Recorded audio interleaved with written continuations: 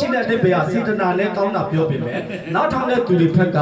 ကျွန်တော်တို့ကခံယူဟိုဟာလေးလွယ်မဆိုနောက်ထောင်ပြီးတိတ်မကောင်းဘူးပေါ့နော်သူကကျွန်တော်အဲ့ကလေးကျွန်တော်မေးလာတယ်ကျွန်တော်အောင်လို့ပြောတာပါနော်ငါးတဲ့ရွေကျွန်တော်ဒီလိုမေးလာတယ်ဆိုတော့ကျွန်တော်တို့ကတော့အောင်ဆရာအားနဲ့ကျွန်တော်မေးတယ်ကျွန်တော်သူကကျွန်တော်ဦးလေးလိုပဲခေါ်တယ်ဦးလေးဒါဆိုရင်ဒီယေရှုဖျားထောင်တော့ဖျားဆိုတော့ကျွန်တော်တို့ဟာပါလေအော်မင်းတို့ကလည်းဘဝပါလို့ပြောလိုက်ဟုတ်တယ်နော်ပြောချင်တာကကျွန်တော်တို့ပြောပြတဲ့ဒီယေရှုဖျားကထာဝရဖျားဖြစ်နေ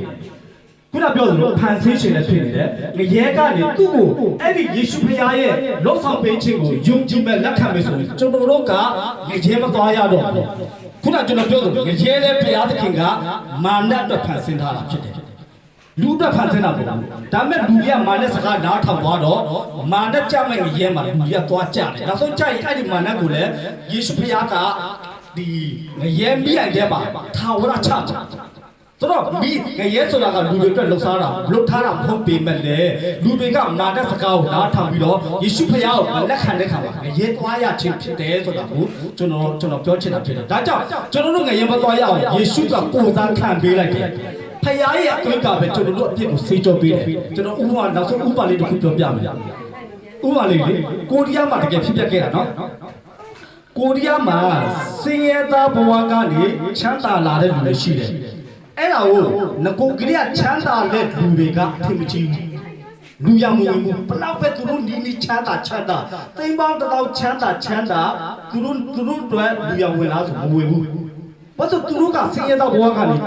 ချမ်းသာတဲ့လူဖြစ်လာတယ်သူတို့ကငကိုကလေးကနေချမ်းသာတဲ့မျိုးရိုးကနေချမ်းသာတဲ့မျိုးရိုးဖြစ်တယ်အဲ့တော့သူတို့ဘယ်လိုလုပ်လဲသိလားစင်ရတဲ့ဘဝကနေကြွယ်ဝချမ်းသာလာတဲ့လူကသူတို့အဲ့ဒီချမ်းသာတဲ့ဘဝချမ်းသာတဲ့လူတန်းသားတွေမှာလူရောင်ဝင်အောင်လို့သူတို့ဘာလို့ရတယ်လဲဆိုတော့ဘယ်လိုလုပ်မယ်လို့ထင်လဲဟမ်သူတို့ဆိုအရင်စကားခဲ့တယ်ဘယ်လိုလုပ်မယ်လို့ထင်လဲအဲ့ဒီစင်ရတဲ့မိသားစုစင်ရတဲ့ဘဝကနေကြွယ်ဝချမ်းသာလာတဲ့မိသားစုကအဲ့ဒီငကိုကလေးကနေချမ်းသာကြွယ်ဝတဲ့မျိုးရိုးထက်ကမိန်းကလေးကိုပဲဖြစ်ဖြစ်ယောက်ျားလေးကမိန်းကလေးကိုပဲဖြစ်ဖြစ်မိန်းကလေးကယောက်ျားလေးကိုပဲဖြစ်ဖြစ်အဲ့ဒီချမ်းသာတဲ့မျိုးရိုးကိုယူရတယ်ဒါပေမဲ့ယူတာယူလို့မရဘူးတိမ်ပေါင်းမြောက်များစွာကျွန်တော်မြန်မာလိုပေါ့တိမ်ပေါင်းမြောက်များစွာတင်တောင်းပြီးခါမှာချမ်းသာတဲ့မျိုးရိုးကိုယူရတယ်ဥပမာအဲ့ဒီစင်ရဲတဲ့ဘဝကနေချမ်းသာကြွယ်ဝလာတဲ့မိန်းကလေးတယောက်ကအဲ့ဒီငကိုချမ်းသာတဲ့မျိုးရိုးကိုယူချမ်းသာတဲ့မျိုးရိုးတွေကယောက်ျားလေးကိုယူမယ်ဆိုရင်တိမ်ပေါင်းတောင်းချီတောင်းပြီးခါမှာယူရတယ်အဲ့လိုယူရတဲ့ခါမှာသူကငကိုကလေးကနေချမ်းသာတဲ့မျိုးရိုးနဲ့အဲ့ဒီစင်ရဲတဲ့ဘဝကနေချမ်းသာလာတဲ့သူကဘာလဲဆိုတော့မျိုးရိုးတစ်ခုပေါင်းလိုက်တယ်အဲ့လိုမျိုးရိုးတစ်ခုပေါင်းလိုက်တဲ့ခါကျမှပဲအဲ့ဒီစင်ရဲတဲ့ဘဝကနေကြွယ်ဝချမ်းသာလာတဲ့သူတွေကဒီငကိုကလေးကနေကြွယ်ဝချမ်းသာလာတဲ့သူတွေရဲ့စိတ်ရင်းထဲမှာဝင်သွားတယ်ဘာရောလိုက်တာလဲအမျိုးကိုဝယ်လိုက်တာပြောမယ်လားလေပဲဆိုအမျိုးကိုဝယ်လိုက်တာလွယ်နေရလားမရဘူးအမျိုးကိုပတ်ဆက်တောင်းချီသိန်းပေါင်းတောင်းချီပေးပြီးတော့တင်တောင်းပြီးခါမှာယောက်ျားလေးကိုဝယ်တယ်လို့ခေါ်တာပေါ့နော်ယူလိုက်တယ်လက်ထပ်လိုက်တဲ့ခါကျမှချမ်းသာတဲ့မျိုးရိုးကိုသူကယူလိုက်တဲ့ခါကျမှအဲ့ဒီမျိုးလူကအဲ့ဒီခွက်ကချမ်းသာတဲ့စရင်ထဲမှာသူတို့ဝင်သွားတယ်လူရောင်ဝင်သွားတယ်ပြောချင်တာချမ်းသာတဲ့လူရောင်ဝင်သွားတယ်အဲ့ဒါကကိုရီးယားနိုင်ငံမှာတကယ်ဖြစ်ပျက်ခဲ့တဲ့အဖြစ်ပျက်အခုတိတိလည်းဖြစ်ပျက်နေတဲ့အဖြစ်ပျက်ဖြစ်တယ်တောင်းကျွန်တော်ဘာပြောချင်တာလဲဆိုတော့ကျွန်တော်တို့ကငရဲသွားရမယ့်မျိုးရိုးဖြစ်တယ်။ဒါပေမဲ့အဲ့ဒီခုနကျွန်တော်ပြောတဲ့ချမ်းသာကြွယ်ဝတဲ့မျိုးရိုးဖြစ်တဲ့ယေရှုဖခင်ချမ်းသာကြွယ်ဝတဲ့ယေရှုကချမ်းသာကြွယ်ဝတဲ့မျိုးရိုးဆိုတာဥပမာပေါ့နော်။ဒါကြောင့်ကျွန်တော်တို့ကငရဲသွားရမယ်ကျွန်တော်ပြစ်တဲ့ငရဲသွားရမယ်သူဖြစ်ပေမဲ့ယေရှုဖခင်ကိုယုံကြည်လက်ခံလာတဲ့ခါမှာကျွန်တော်တို့ကခုနပေါ့နော်ချမ်းသာကြွယ်ဝတဲ့မျိုးရိုးကိုယူလိုက်တဲ့သူကဘယ်ထဲမှာဝင်သွားတယ်လဲချမ်းသာတဲ့စရင်ထဲမှာလူရောက်ဝင်သွားတယ်လို့ပဲကျွန်တော်တို့ကငရဲသွားရမယ့်သူတွေဖြစ်ပေမဲ့လည်းယေရှုဖခင်ကိုယုံကြည်လက်ခံလိုက်တဲ့ခါမှာကျွန်တော်တို့ကငရဲသွားရမယ့်သူမဟုတ်တော့ဘဲနဲ့ဖခင်သခင်ရှိနေတဲ့အဲ့ဒီယေရှုဖခင်ဆိုတဲ့ထာဝရဖခင်ရှိနေတဲ့ကောင်းကင်ဘုံကိုသွားရမယ့်ပုံကိုယ်တွေဖြစ်တယ် အဲ့ဒါကတည်ကောင်းဖြစ်တယ်အာမင်ဒါကြောင့်မို့တကယ်တမ်းကျဒီကျွန်တော်တို့ကျမ်းစာအများကြီးမရေးပေးနိုင်လို့တချို့ကျမ်းစာတစ်ပိုင်းမှာဝမ်းမြောက်အလွန်ဝမ်းမြောက်စရာတည်ကောင်းဖြစ်တယ်လို့ပြောတယ်ဒီယေရှုအကြောင်းကိုပြောတာကအလွန်ဝမ်းမြောက်ရိုးဝမ်းမြောက်တာမို့အလွန်ဝမ်းမြောက်စရာတည်ကောင်းဖြစ်တယ်လို့ဖခင်သခင်ကပြောတယ်မဟုတ်ဘူးလားယေရှုလှုပ်ဆောင်ပေးတာကိုကျွန်တော်တို့ကယုံကြည်လက်ခံလို့ယုံနဲ့အဲ့ဒီယေရှုဖခင်ရဲ့သားဖြစ်သွားတယ်ထာဝရဘုရားရဲ့သားသမီးဖြစ်သွားတယ်ယုံကြည်လက်ခံယုံနဲ့ကျွန်တော်တို့ကဖခင်သခင်ရဲ့သားသမီးဖြစ်သွားပြီးတော့ကောင်းကင်ဘုံကိုပြန်သွားရမယ့်အရာကကျွန်တော်တို့အတွက်အလွန်ဝမ်းမြောက်စရာတည်ကောင်းမဟုတ်ဘူးလားမဟုတ်လားလို့ဆိုကျွန်တော်တို့ပြည့်တဲ့ကျွန်တော်တို့ငရေသွားရမှာဖြစ်တယ်ကျွန်တော်ကလေကျွန်တော်တို့မြန်မာလူမျိုးကျွန်တော်တစ်ခုနဲ့ပဲချုပ်တယ်တစ်ခုထဲနဲ့ပဲချုပ်တယ်အဲ့တစ်ခုကျွန်တော်ပြောပြမယ်အဲ့တစ်ခုကဘာလဲဆိုတော့ကျွန်တော်မြန်မာတွေကကောင်းတဲ့အကျင့်ကိုကျင့်တယ်နော်ကောင်းတဲ့အကျင့်ကိုကျင့်တယ်ကျွန်တော်ကအဲ့ဒါကိုဘာညာဒီခင်ဗျားတို့ဟိုကျင့်ပါမကျင့်ပါလေကျွန်တော်မပြောဘူးဒါပေမဲ့ကျွန်တော်တစ်ခုတည်းနဲ့ပဲချုပ်မယ်မိကူမင်းမယ်ကျွန်တော်တို့ကမကောင်းတာတွေကိုကျင့်လို့ငရဲသွားရတာလားငကိုကလေးကမကောင်းတဲ့ဗီဇရှိလို့ငရဲသွားရတာအဲ့တော့ကျွန်တော်ဖြစ်ပြီငကိုရဲမကောင်းတဲ့ဗီဇရှိလို့ကဲအဒီတော့ဘယ်လိုဖြစ်မလဲကလေးရောလူကြီးရောလူငယ်ရောကျွန်တော်စဉ်းစားကြည့်လိုက်ကျွန်တော်တို့အပြစ်လုံးမလုံးကျွန်တော်တို့လူထဲမှာမကောင်းတဲ့ဗီဇရှိပြီးသားဗီဇရှိလို့မကောင်းတဲ့အကျင့်စရာတွေကထွက်လာတာခုကျွန်တော်မဆဲဘူးကျွန်တော်မတည့်ရနေတယ်လေကျွန်တော်လူကိုမဆဲဘူးလူကိုလည်းစိတ်မတော်ဘူးဒါပေမဲ့ကျွန်တော်ထဲမှာစိတ်တော်တက်တဲ့ဗီဇကတကူကြီးရှိပြီးသားဒါဆိုရင်ကျွန်တော်ကစိတ်တော်လို့ရဲသွားမှာလားစိတ်တော်တက်တဲ့ဗီဇရှိလို့ရဲသွားမှာစိတ်တော်တက်တဲ့ဗီဇရှိလို့မကောင်းတာကိုပြောချင်တဲ့ဗီဇဆိုတဲ့စိတ်ကမထွက်လာသေးဘူးဒါပေမဲ့ရှိတယ်ကလေးထဲမှာလည်းရှိတယ်လူကြီးထဲမှာလည်းရှိတယ်ဒါကြောင့်ကလေးတွေကြီးလိုက်ငါနဲ့ရွေးကလေးကြီးလိုက်မို့အကြီးနဲ့အသေးကိုပေးကြီးလိုက်အဖေအမေကမသိဘူးသူပါရွေးတယ်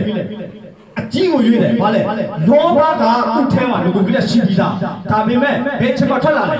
ဲမို့အကြီးနဲ့မို့အသေးကိုရွေးထားတဲ့ချိန်မှာလောဘဆိုတဲ့ဟာကြီးထွက်လာတယ်လောဘဆိုတဲ့အကြီးကထွက်လာတယ်ဒါဆိုရင်ကျွန်တော်တို့ငရဲသွားတာကမကောင်းတာလို့ငရဲသွားရတာလားမကောင်းတဲ့ဗီဇရှိလို့ငရဲသွားရတာလားမကောင်းတဲ့ဗီဇရှိလို့ငရဲသွားရတာအဲ့ဒီမကောင်းတဲ့ဗီဇရှိလို့ငရဲသွားရမယ့်အတွက်ယေရှုကကားတယ်အသေးခံလိုက်တာယေရှုဘာလို့လာလဲအသေးခံတာအသွေးသွင်းတာအဲ့ဒီယေရှုဖခင်ရဲ့အသေးခံခြင်းကပဲကျွန်တော်တို့ကိုငရဲကလွတ်စေတယ်ယေရှုဖခင်ရဲ့အသွေးသွင်းခြင်းကပဲကျွန်တော်တို့အပြစ်ကိုဆေးကြောပေးတာဖြစ်တယ်အာမင်တကယ်ပြောတာဒီလောက်ကောင်းတဲ့ဝမ်းသာစရာတဲ့ဘာမှမရှိဘူးကျွန်တော်ကြည့်လဲအားပဲတကယ်ပြောတာကျွန်တော်မြန်မာလူမျိုးတွေကျွန်တော်တနာတယ်ကျွန်တော်ကိုယ်တိုင်လည်းကျွန်တော်လည်းအရင်တော့ကိုယ့်အနာစရာဖြစ်တယ်ကျွန်တော်ပြောပြီးသားလေစိတ်လေးတောက်ချင်တယ်တရားကရှိတယ်တရားကကြားတယ်ဒါပေမဲ့ကျွန်တော်ထဲမှာစိတ်လေးတောက်ချင်တဲ့ဗီဇကရှိပြီးသားဒါကျွန်တော်မကျင့်နိုင်ဘူးကျင့်နိုင်တဲ့ထားအောင်ဒီစိတ်လေးတောက်ချင်တဲ့ဗီဇကြောင့်ကျွန်တော်ငရဲသွားမှာပြောချင်တာမကောင်းတော့လုပ်ချင်တဲ့ဗီဇစိတ်ကကျွန်တော်နှလုံးသားထဲမှာရှိတဲ့အတွက်ကြောင့်ကျွန်တော်ငရဲသွားရမှာအဲ့ဒီအတွက်ယေရှုကဘယ်လောက်ပေးတာသိခံပြီးပေးဆက်တာပြောချင်တာကျွန်တော်လူလိုပြောမဲ့ဆိုယေရှုကအသေးခံပြီးတော့လာခဲ့တာကျွန်တော်တို့ကိုအာမင်အာမင်သမာလူမျိုးကိုအသေးခံပြီးလာခဲ့တာအာမင်ကျွန်တော်တို့ဗုဒ္ဓဘာသာလူမျိုးတွေကိုယေရှုကအသေးခံပြီးလာခဲ့တာအဲ့ဒီကဲတော်အကဲခံကြီးကဲတဲ့နေရာရောက်တယ်ဘယ်နေရာလဲကောင်းကင်ဘုံရောက်တယ်နာနာပဲရှိတယ်ငရဲလားကောင်းကင်ဘုံဒါပဲဒါကြောင့်ကျွန်တော်တော့ဟိုခင်လို့ပြောတာမတင့်မနေဗီဇရှိတယ်အဲ့တော့မြန်မာလူသားလေးပဲအပုတုကိုမှဆွဲတယ်အပုတုကိုမှဆွဲတယ်ရှိလားလူတိုင်းမှာအပုတုကကိုမှဆွဲနေတယ်ဘယ်လိုလုပ်ငရဲကလွတ်လာလဲ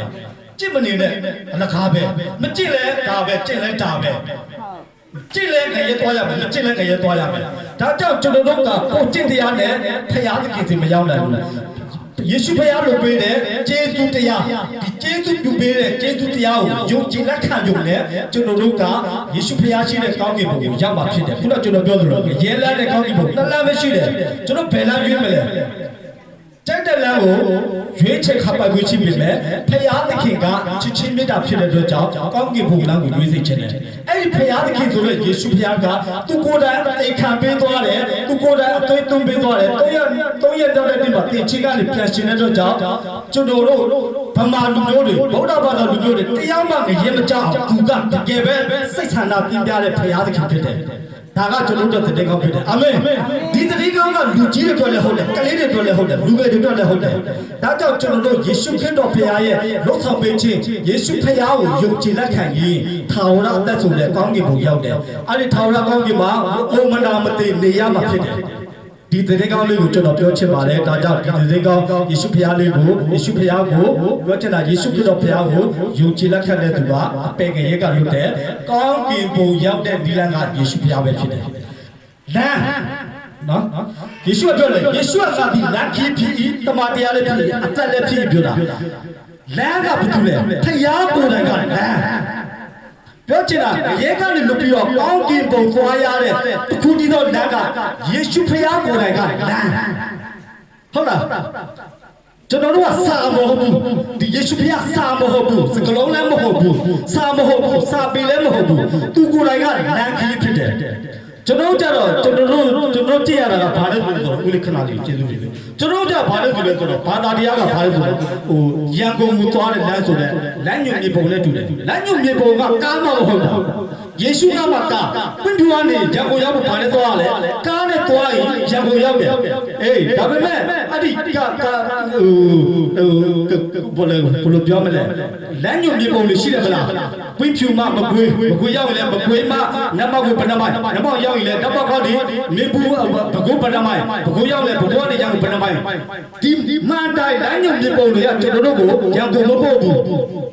းမပို့ဘူးဘာသာတရားကလမ်းညွန်မြေပုံနဲ့တူတယ်အဲ့ဒီယေရှုဖခင်ကကားနဲ့တူတယ်